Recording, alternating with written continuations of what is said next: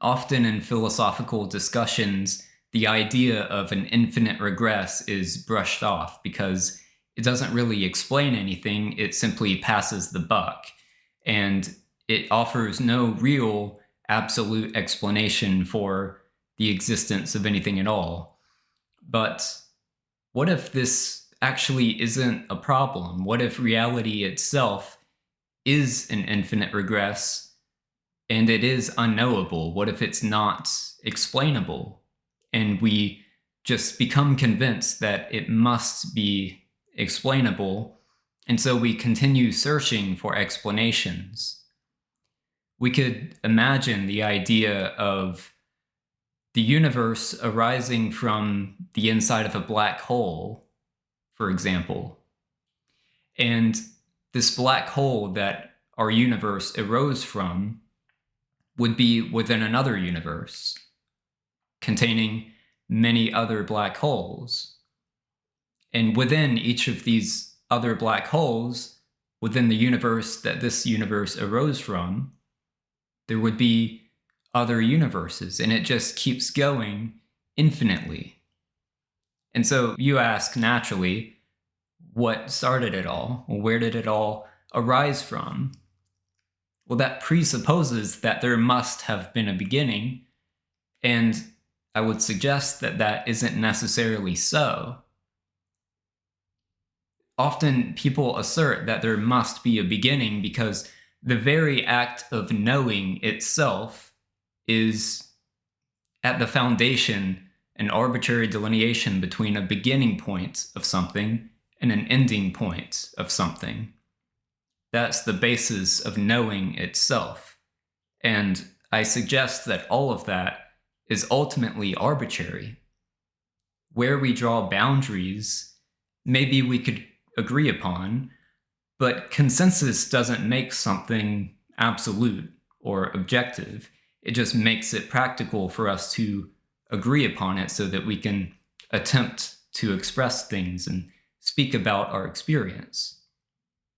So it's not so wise to confuse our useful fictions as being absolute truths. Nothing is really knowable. We only have practical purposes for saying that we know things.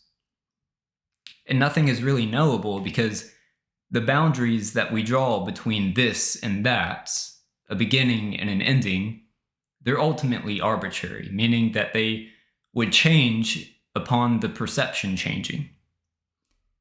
The boundary at the beginning of this finger here, from the space to the outside of my body, it seems obvious enough, but if we were to zoom in, we would find that the skin is porous. There's not a clear boundary. And we would go into each individual cell and find that same thing, that there seems to be a boundary at one perspective, but as we move in further, that boundary dissolves. And this just keeps going and going and going until we're left with nothing. Nothing appearing as boundaries. And all of reality is like this. If you took the opposite approach and zoomed outwards from the universe, you would, in the same way, find boundaries which change as you continue to zoom outwards. And so there's no absolute boundary between anything. It's all relative. It's arbitrary to say that this is opposed to that. It's not truly distinct. It's all the absolute appearing as variability. So what if it is an infinite regress of universes arising from universes? At that point, is there really a difference between the universes? Aren't those just more arbitrary delineations? So I suppose if it was an infinite regress, then this notion of an infinite regress itself would collapse. The idea that there's really a regression or progression is itself based on arbitrary delineations between this and that. But if reality is completely undivided and it's simply appearing as variability, there's no regression or progression, there's no becoming, there aren't multiple states. There's just what is, and it appears to be distinct across the board. But the idea of real difference, of this universe as opposed to another universe, it's based on this arbitrary delineation. Wouldn't it all just be one reality, appearing as distinction? And when we consider the absence of any true substance to existence, the complete emptiness of what is, we find that there can't actually be any spaciousness in a real sense. So the space that appears to exist, the appearance of distance of a point A and a point B, is illusory. Because if there isn't actually any substance to reality, if there aren't any clear boundaries between anything, then there's no ultimate point A and point B. So there's not real distance between anything. And at this point, it becomes difficult to conceive of, because the very act of conceiving of anything at all is based on these illusory boundaries of this as opposed to that. When we do away with boundaries altogether and the notion of space, there's just nothing knowable about that. There's nothing imaginable about the intrinsic isness of existence itself. So reality intrinsically is unknowable and inconceivable. Whatever you think it is, it's not intrinsically that.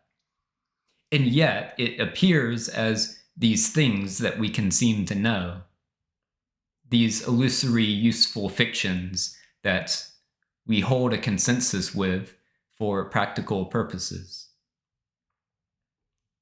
This is, in a way, the non-contextual appearing as context.